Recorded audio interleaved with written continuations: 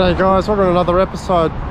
Wind's been up terribly lately and I've had a few failed attempts at trying to get some contact for you. But just on my way home I've come up with an idea. As you can see, the price of fuel behind me, it's dramatically going up and it's probably going to go up even further than this. So there's our prices there, that's the current prices. And this is driving the price of groceries up, your fuel bill's obviously going up, and us fishers, we're concerned about the fuel we're going to use getting out to the reef. So I'm going to give you a few tips on how you can save a bit of fuel, but the one thing we can save on, and that's in the service station here as well, and we'll go check that out. Here's one thing we can save. Every party you go to, every time we go fishing, we need ice. 3 bags, $10. Don't buy it, I'll show you how you can save money. You'll never buy it again. Hello guys, I made it back home. Pretty embarrassing at the service station. Looking like an idiot there, standing with a GoPro at the service station. Everyone's watching, but we got through that. Anyway, we're back home. This is one little ice making machine here. If you're fortunate enough to have one of these freezers, well, yeah, with an ice machine in it. These things are great. I get a lot of ice out of this. Here's the little chamber in the back. You can see it's got plenty of ice in there. And I keep a little donation jar in my freezer that's almost full of ice. Every time we have a drink, which is most of the time just any soft drink or water, we're always putting a bit of ice in the glass, and we get too much, we throw a few cubes in there and that gets full. That goes down to the chest freezer, but these things will just produce ice all day, all night, all night. And a little thing like that goes into my big chest freezer, and you'll be surprised how fast you'll fill up a shopping bag. Alright, so what you need is a little chest freezer like this one I got here. I bought this one about 7 years ago. It cost me like $200 and something, $220, $219 or something. Went online this morning, man, these things are going up. I think the cheapest one I saw was like $369. You might find a bit better. If you don't have one of these, maybe get on Marketplace or Gumtree or something. I've seen them advertised for about $100. But if you're a keen fisher, you really need one of these because you keep everything here. Everything fishing related is in here, apart from a few bread rolls. But I've got my fillets of fish here that all cry back. I've always got my fish on hand that leaves the other freezer empty. A few bread rolls, but bags and bags of ice. Stacks of them. That's all from that little machine.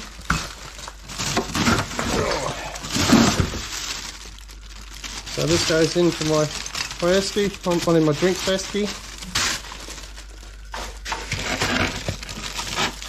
These things are good, the old goon bag or the wine bag out of the box.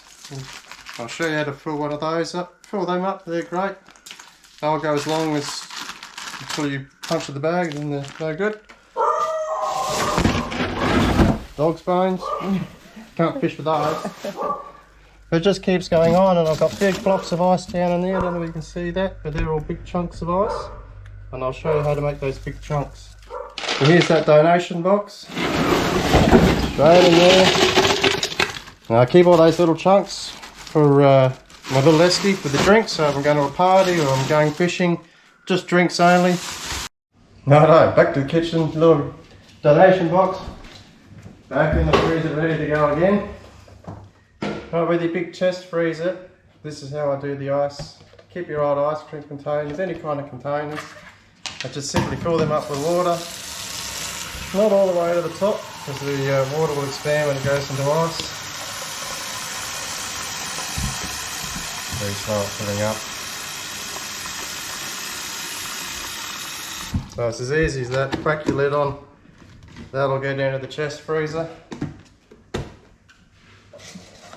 And I've got plenty of them, I've got heaps of them. But the good thing about this is when you take it out of your thing, put it straight into my bait esky, by the time I get home, that will still be about 3/4 of the size. So I just simply put that in it could be the bucket, or I just use a shopping bag, plastic bag, and I reuse that ice and it goes straight back in the freezer. So great idea.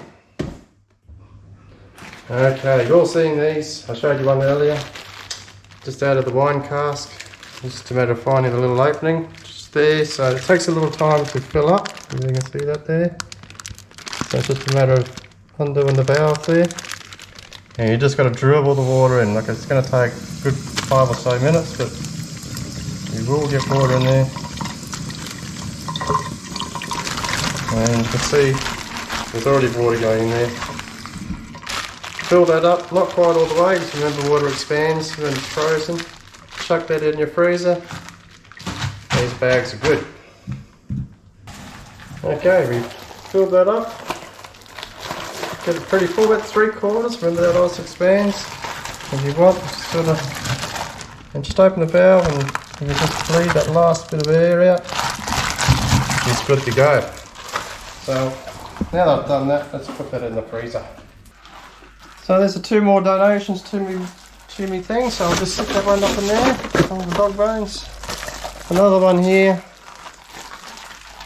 and I'm ready to go next time.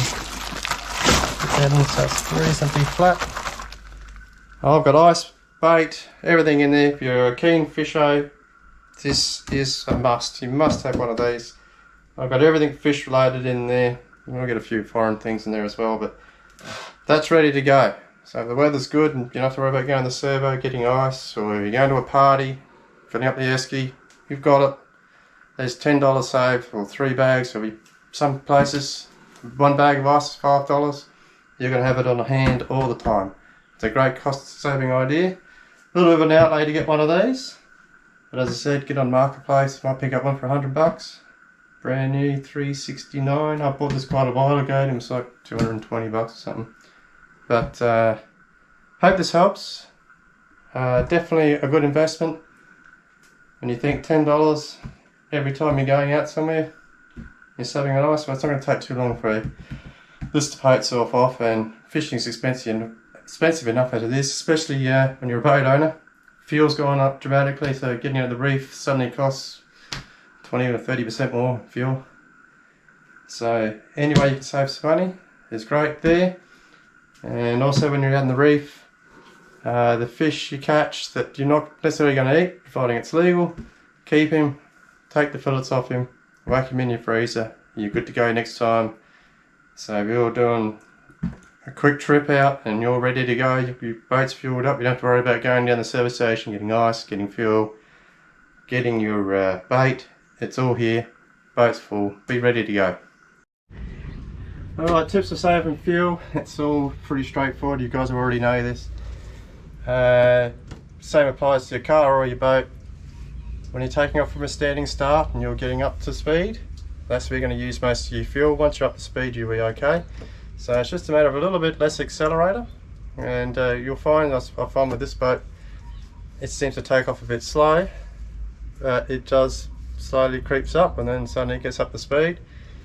If you just go back with the throttle and you're up and you're launched, and you'll find yourself you'll be backing off on that throttle, so unnecessarily you've used a little bit more fuel. So if you do that, it's going to save that little bit of fuel every time you're taking off from somewhere. But the other important thing is, and you experienced boaters will know this, but this is more for the people who've maybe just got their own boat and a little bit new to the thing. When you're up on the plane, you want your engine to be pretty much flat. So if your boat is up on the plane like that, you want your engine just to be roughly flat. So if you look back, if you think you can balance something on there so it's not going to fall off, you're generally in the right spot. And when you're up to your speed, so you're doing 20 knots, play with that trim on the engine, so you can just trim it up or down just a little bit.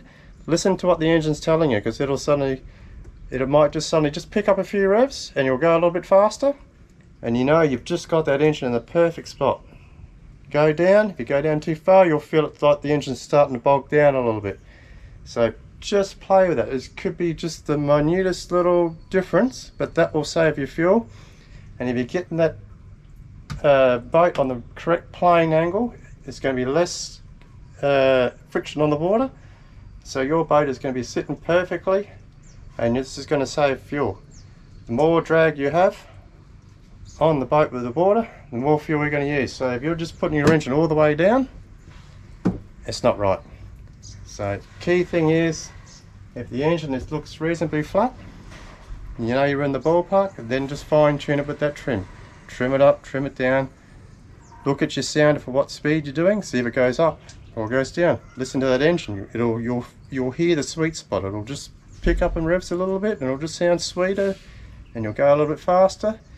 You might even pick up 1 or 2 knots. So if you're doing 20 knots and suddenly you're doing 22, you're in that sweet spot. You can just back that accelerator down a little bit, and it's going to save you fuel getting to the reef. It might save you 100 RPM a minute.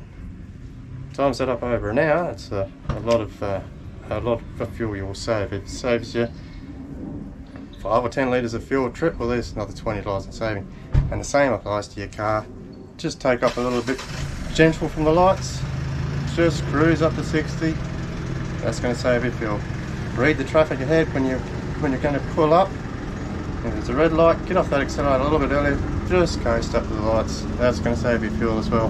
And hopefully you better time those lights just perfectly. And by the time you get there, the lights will go green. You haven't even come to a complete stop. You'll just roll on and you'll save a bit more fuel there. So I hope all these little hints and tips work. Times are a little bit tough at the moment with the price of fuel. It's driving the price of groceries up. It's driving the cost of your living, of your car, your boat. It's just, I think we're in for a little bit of a hard time at the moment. So $10 here, $10 there, it all adds up.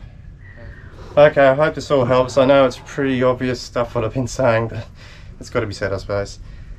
I want up the episode there, but leave in the comments what you guys are doing, because I'd be interested to know. It just takes one other little idea. It'd be great, and we'll share that, of course. Everyone else better read that as well. So drop a hit in the comments. Love to see what your responses are, what you're doing to save a bit of money going out fishing, and how you're saving fuel and so forth. And thanks for watching. Hope you're all well, and much love, and we'll catch you later. Cheers guys, bye.